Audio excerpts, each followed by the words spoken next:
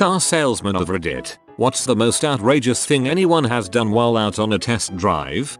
Friend story. A customer took a Mazda sedan for a test drive and midway pulled over and asked to swap with the salesman to experience the car from the passenger's seat. Just as they were about to drive off again, he says he feels sick and can't go on, and thanks for his time. Turns out he just wanted a lift into town. Smart. I had a dirty looking guy with long, greasy hair want to test drive a Cadillac. We had a pre-planned route for test drives, but he turned the opposite way out of the dealership and told me he wanted to go his own way. At this point, he was acting somewhat strange, like nothing specific, just odd mannerisms. We drove a couple miles and I started getting a bit scared that I was going to be on the 6 o'clock news, when suddenly he pulled into an ice cream place. He bought us both ice cream cones and we ate them as he checked out the engine. Then we drove back and he left. It was nice. Not a salesman, but once I went to a Mazda dealership to test drive an RX-8. The salesman was a talkative dude, and to make conversation I asked him what was the craziest thing he's seen on the job. He told me he let a guy test drive an RX-8 as well and that the dude absolutely loved it. Before buying it though, he had to go show his mom to see if she would approve. Dude asked the salesman, "Can I go show this to my mom to see if she approves?" Salesman said of course. The dude doesn't come back after a few hours, so the salesman calls him up and the dude lets him know he's on his way to New Orleans to show his mom. The dealership was in South Texas. The dude shows up a day or so later and buys the car. Salesman is relieved because he would have been fired and then some. Used car dealer in NJ here. I was selling a 2006 Honda Odyssey XL and the only info I get before a test drive is a driver's license and a phone number. The guy said he knew the area, so I'll let him go alone cause we were short staffed. I told him to keep it short. This jerk is gone for 3 hours and ignoring my phone calls. I was about to call the police but I decided to give him another half hour. He finally came back and the van was filled with groceries and some crap from Home Depot. I was peed and he knew it. I'll never forget what he said. "I know you're peed, but before you say anything, I'll buy it." I laughed and held firm on the price, which he didn't seem to have a problem with. Grocery bag test can make it or break it. Clearly that car aced the test. I had a car salesman start crying on me when I told him I was still looking and not going to buy the car that day. He broke down and cried. A 30-year-old man. He excused himself and went to see his manager, came back and cried some more. He said he thought we connected and was sure I was going to buy the car. A couple of years ago I go to buy a car. At the beginning of the drive I can tell the car salesman isn't looking so well. He's looking a bit loopy and pale. About halfway through the drive he yells for me to pull over. As I stop he opens the door and pukes all over the ground and the inside of the door. The last 10 minutes in that car were the most awkward and worst smelling moments of my life. Not the salesman, but the buyer. In 1989, I took a new Nissan for a test drive. I think his was a 240 SX, but I can't remember for sure. This was in a small town in Louisiana, and at the time, you could go on a test drive without a salesman in the car. I drove it about 5 minutes away to show my then GF. On the way back, as I was passing underneath an overpass, doing around 40 miles per hour, a drunk in an old Ford pickup truck blew through a stop sign and slammed into me. I tried to steer away from him at the last second to avoid it, but it was almost a T-bone. The car rolled twice and had most of the passenger side ripped off. I can remember watching the world spin around in slow motion as broken glass flew through the air. Thank God I was wearing a seatbelt. The car rolled twice but ended up back on 4 wheels. The funny thing was, this was one of the cars that talk to you, and even though the car was ripped to shreds, it kept telling me that my key was in the ignition. I took an ambulance ride to the hospital to get checked out, and they brought the car back to the dealership in a paper bag. How great would it be if it was still drivable and you rolled up to the dealership in that wreck? Thankfully this did not happen to me. It was one of my salesmen I hired in the past. He had a guy test drive a S500 Mercedes, only a few years old at the time. He let the gentleman and his wife have it alone, which happens frequently at highline dealerships. They returned 45 minutes later, a bit of a long test drive. They said the check engine light popped on and the ABS light and they were scared of the car and left. Come to find out they removed some $2,500 worth of parts to fix their S500 at a repair shop a few miles away. Thankfully they were found out and caught. I work at a used dealership. We sell all types of vehicles, but our most popular vehicle in this area is a full-size pickup. We always have at least 5 or 10. Early the 2nd of December years ago, we had a dude come in and he was looking around at our cars. He said he was interested in a Focus wagon and wanted to take it for a test drive. No problem, man. Have a good time. He came back about 45 minutes later, said it wasn't what he was looking for, and rushed off. I went to put the car away and noticed it smelled like pine. The butthole loaded a Christmas tree in the back and took it home, then brought our car back. Why couldn't he have just used a truck? I left the car business a long time ago, but one customer will be forever seared into my brain. She came in to trade her 6-year-old car in on a new Ford Explorer. I got the car ready and pulled it around front. She climbed in and carefully pulled out into traffic. She asked if we could run an errand. I said sure. We drove to a house a few minutes away. She got out, took a small bag out of her purse and placed a used feminine product on the windshield of a car in the driveway. Got back in the car and said frick that hoe. We drove away. She bought the car and was gone a couple hours later. I will never be the same. Former salesperson here. Probably the craziest would be this guy suddenly yelled, "Let's test out the 4-wheel drive." He veered off the road near the dealership and cut donuts in a muddy field. I didn't really give a crap if he damaged the truck because that's what insurance and lawyers are for. I just felt bad for the underpaid guys in the back who had to clean it back up. The only time I ever got upset with someone and told them to pull the frick over was this old man was test driving a brand new 2008 Corvette. This guy couldn't drive a manual for crap. He could barely get it out of the parking space, but he managed to get enough momentum to start rolling toward the road and I noped the frick out. Former salesman here. Most outrageous would have to be almost killing me getting on the freeway and not yielding right of way to an 18-wheeler. This old bag was so close I had to grab the wheel to prevent my death. This guy showed up in a flashy Maserati and wanted to test drive a new Nissan. I don't even remember what it was. Maybe an SUV or something. He drove it to an ATM and withdrew like $200. Then he just gave it to me. That was kind of weird and I wasn't really sure what to do with it. I tried to refuse it but he was insistent. He said it was a tip and just wanted to make sure I was taken care of. We went back and he said he would have someone be in touch to complete the purchase. My manager was trying to get him to stay and just buy it now. The guy broke down and started yelling at my manager about how his son had just died and he had a bunch of other things he needed to do. This was all a long time ago, so I don't really remember the details. I was in my early 20s at the time, maybe only 20 or 21, probably about the same age as any kids this guy would have had. I reported the money he gave me because I didn't really know what else to do with it and didn't want it to become an issue if he told other people later. I figured we'd just apply it to the purchase or something. My manager told me to just keep it. He never ended up buying the car and I never heard from him again. Kind of a weird experience all things considered. I sold cars for years and that was the only time someone ever gave me extra money, especially for not buying a car, and the only time I saw someone yelling at a manager in the showroom. Took a woman on a test drive. She backed into a fence while turning the car around to go back to the dealership, and when I had to go report it to management when we returned, there was damage. She denied it, and quickly jumped into her car and left. That and the guy who just pulled out slowly into 4 lanes of traffic without looking. I've had some fun ones but those two stick in my memory.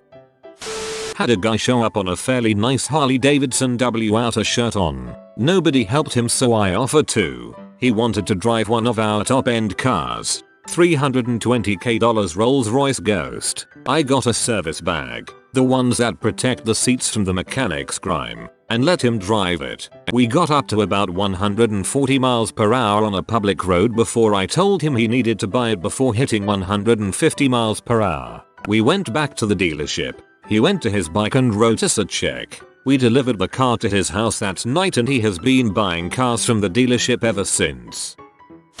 A year or so ago an old man was test driving an F-150 and when we got back to the lot he insisted on backing it into the parking space himself. There was a BMW behind us and it looked like he was going to hit it, so I offered to get out and move it. "I'm not gonna hit it," he said. "So we're getting awful close. Put the vehicle in park for me. I'm not gonna hit the dang car crunch." I basically said well there it was, and hopped out. Showed him the damage and he insisted he didn't do it. I think he was just embarrassed and panicked a bit. I would have worked something out with him since the damage wasn't all that bad, but he called me a liar, hopped in his truck and left, so I called the police. He wound up paying a couple $100 for the damage. Not my story, but at a local Nissan dealer in Queens, two very large and intimidating men took a test drive with a salesperson and drove him to the hole, an area off the parkway that is literally a hole. They told him to get out and the car was never recovered. He never got it before taking the drive and lost his job as a result. I was showing a car to a guy one day. When I went to go get something, he had opened the hood to look at the engine bay, and he had closed it before I got back. Well, while we were driving on the interstate, sure enough, the hood flew open because he hadn't latched it all the way. It smashed into the windshield, shattering it. We were going really fast, and all of a sudden we couldn't see anything at all. I thought we were goners, but somehow he made it off the road without any further incident. I was also offered intercourse in a car by an attractive older woman, but didn't do it. We had a brand new 2014 Audi S4, and it was right after a snowstorm. The kid test driving it was younger, and came with cash. We were going for a normal test drive when he went into an open hospital parking lot. At that point he proceeded to turn off the traction control and start doing donuts as I hold onto the oh crap handle for my life. After telling him to stop well over 10 times, he stopped and I kicked him out of the driver's seat and drove back. After getting screamed at by our GM, he ended up buying the car. Needless to say, he scared the crap out of me. Could have been worse. This sounds like a legitimate test drive. Not a dealer, but I had my wife do this. It shocked me and the dealer. So we're looking at full-size cars and we look at the trunk. My wife says, "Wow, you could hide a couple bodies in there," he says. "Yeah, maybe." Without warning she climbs in, lays down and says, "Yeah, you sure can. We'll take it." I looked at him and said, "We're newlyweds." His shocked face lost all color and became even more exaggerated. He said, "Oh, well, looks like you got you a winner." The entire time my wife is laying in the trunk rolling and saying, "Heck, I bet we could get 3 in here." I actually do that every time I look at a car as well. Trunk space is important, man. No need to buy a car that can only fit one dead escort. I test drove a sports car once and the salesman kept telling me to step on the gas so that I could get a good sense of the power. After ignoring him a couple times, he put his hand on my thigh and pressed my leg down into the accelerator. I instinctively backhanded him with a closed fist and gave him a bloody nose. The rest of the test drive was pretty awkward. I was driving a customer's trade-in. He had an old Subaru Forester, 2002 or something. It was pretty banged up. Test driving it to make sure it rolls and see if there are any noises. Open the driver door to a seriously foul stench. I mean, it was like a blast of concentrated landfill juice collected on a hot summer day. This actually isn't uncommon. Lots of people are dirty as heck and your cars show it. So I do the drive, get back to the dealership and start checking the inside. Rummaging through what looks like 10-year-old newspapers in the floorboard, covered in what looks like coffee stains. Start looking around and there's quite a few coffee spills. Oh well, crap happens. I go to move the newspapers back to the floorboard and all I see is a ton of maggots squirming around. Once I noticed the moving ones, I realized that what I thought were coffee grounds were dead ones. Layers and layers of dead maggots. What about vice versa? Years ago I had an old truck that I wanted to trade in on a new vehicle, and the salesman took it for a test drive. When he came back, he said, "What's that noise?" I said, "What noise?" He mumbled something vague, gave me a ridiculous offer for my truck, then promptly disappeared for a long lunch. When I tried to drive my truck off the lot, I realized what the noise was. The car salesman had put my vehicle up against a curb, revved the engine, and dropped the clutch to test it. He sheared 3 of the 4 bolts off the drive shaft. Clutch was good. Needless to say, I bought my new car from another dealer. I used to work at Subaru as a detailer, and we had just gotten in the new Subaru Outback with eyesight. Eyesight was basically 2 cameras that were used to adjustable speed control, as well as automatic braking if you were too close to a vehicle in front of you or approaching something fast that you will hit. It automatically brakes for you. Anyways, this salesman was an idiot and wanted to show me how the system works on the lot. I had a sneaking suspicion that something would go wrong. So I hop in, he says everything is ready, watch this. So he floors it along the back row of the lot, driving right towards another new Outback. He was expecting it to brake for him when he was zooming towards it, but bam, drove right into another vehicle head on and smashed up 2 brand new vehicles pretty badly. His reason: frick, I forgot to turn eyesight on. Oops, nothing happened to him because he's the manager's son. I work at a Ford Lincoln dealership, and this was a few months back, but I had an elderly couple come in and ask to take a new Lincoln MKZ out for a test drive. While making a selection to drive, they bring up the fact they are very interested in the lane keeping system and driver assist package. I think it's great they are wanting to get some of the latest and greatest technology, so I find one with all the features we talked about and proceeded with a drive. Just before allowing them to drive, I ask if they have a radio station they want to listen to. They did. It was a spa station on Sirius, so I put that on for them and we start the drive. About halfway in, I ask why they were so interested in the driver's assist features, and they come right out and tell me he has issues passing out at the wheel and wanted to feel safer while driving. I ask how frequent, and they say a couple times every time they drive. If I would have had the power to revoke their driver's license, I would have on the spot. I recommended not listening to the spa station at this point cause anyone would pass out listening to that music. But we continued on with the spa music and all. On the way back, sure as heck he passes out while going 70 on the freeway. No one really notices it at first, and the car did a good job keeping it in the lane, but then his wife noticed and had to scream and hit him gently to wake him back up. Couldn't believe they would even risk themselves, let alone others' lives, by getting behind any wheel. I made him pull over and I finished the drive for them. About 20 years ago, my dad's co-worker was with 2 Mexicans that wanted to test drive a car. My dad's co-worker was Cuban with blonde hair and blue eyes, so it didn't look like he grew up speaking fluent Spanish. About 5 minutes in, they start talking to each other in Spanish, saying something like, "When we go around the corner is when I get his attention and you shoot him." So the employee opens the door while they're going about 35 miles per hour in a residential and rolls out of the car and takes off. The car sped off and headed for Mexico. They were eventually caught. I guess they were cartel. Those guys don't frick around. I was working at a Dayton, Ohio BMW dealership selling new and used cars. A late 20-something fairly well-dressed gentleman wanted to look at a used Jeep Cherokee. He had credit issues, but I called a local credit union and got him approved. I grabbed the keys and we left for a test drive. He asked to stop by his financial advisor's office to get a second opinion. I was slightly reluctant because this office was located in the absolute worst part of Dayton. I agreed since it was only 3 miles from the dealership. He pulls into this parking lot and run inside this sleazy strip club and tells me to wait. Soon all these Coke W strippers come out to check out Jim's new ride. These girls were in G-strings crawling around in the car, pushing buttons and cranking the radio up. Lil Wayne starts playing and they start grinding on the leather seats. All in broad daylight, mind you. Jim finally returns with his financial advisor and tells me the payment is too high. I agreed and knocked another $500 off. He gave me 100 free passes the club. I still don't know what happened to my necktie.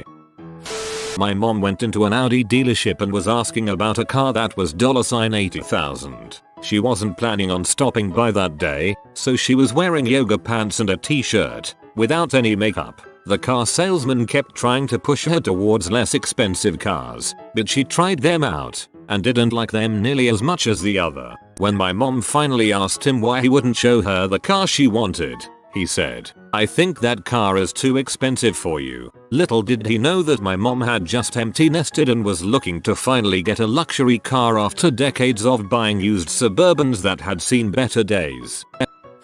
My boyfriend and I were shopping for a new car. He went to the dealership to pick up the car for a test drive and then came and picked me up at home. We drove it around a bit and decided that we were going to buy it. BF called the dealership to see if it was okay to drive about 30 minutes north to pick up the cash for the down payment. The sales guy said no problem. We stopped to get gas. While waiting for the next gas pump to be free, I looked out the passenger window. A woman got into an Expedition parked perpendicular to us. Her rear window was a good 1.2 feet above the roof of the car we were in. Here reverse lights came on. I started saying no, no, no, no while the BF searched for the horn on the wheel. She backed up, crushing the passenger door. BF finally found the horn and she stopped. We both sat there in shock and practically in tears. Then I remembered that we did not yet own vehicle yet. No paperwork had been signed. No money exchanged hands. Luckily the salesman was awesome.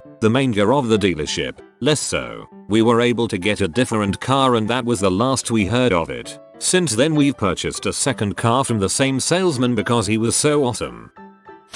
A few years ago my dad went to buy a Nissan and during the test drive he got this brilliant idea. He pretended the car was malfunctioning and stopped it. When the salesman got out to see what the problem was my dad sped away as a joke. When he returned to the dealership 10 minutes later there were 2 cop cars and nobody was amused except me.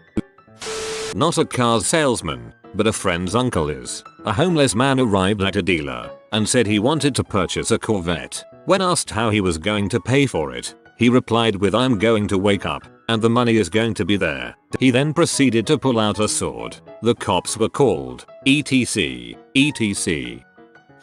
Happened a few years ago. Worked at a used car dealer and had an older Corvette. It needed a paint job but I still advertised it. Guy called and put a deposit on it and flies into town. He brings his lady friend and they come to the dealership. Car is in the paint shop across the street and they wait all day. Still not done, so I tell them I'll take them to their hotel and pick them up the next morning. We stop at a liquor store and I drop them off. The next morning he comes running to my car with some other girl. They are both looking haggard and jump in and he tells me to drive. I'm thinking where's lady friend? Turns out his lady friend is in love with him and he promised they would drive the Corvette across country back home. He's obviously banging her but I sent into a relationship. He tells me the night prior when I dropped him off he started hanging out with the flight attendant from his flight into the town. She ends up going to bed with him and he tells her they are going across country in this Corvette. So now I am driving them to the dealership, pulling over so they can puke their guts out and listening to the flight attendant call work and saying something came up and will be off for a few weeks.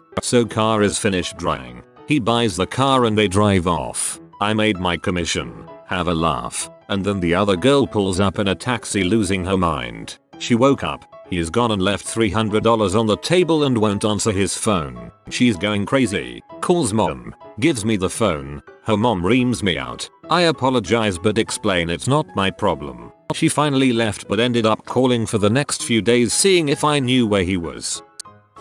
If you are new to the channel, you can subscribe. I publish new videos every day. Until then, check another video.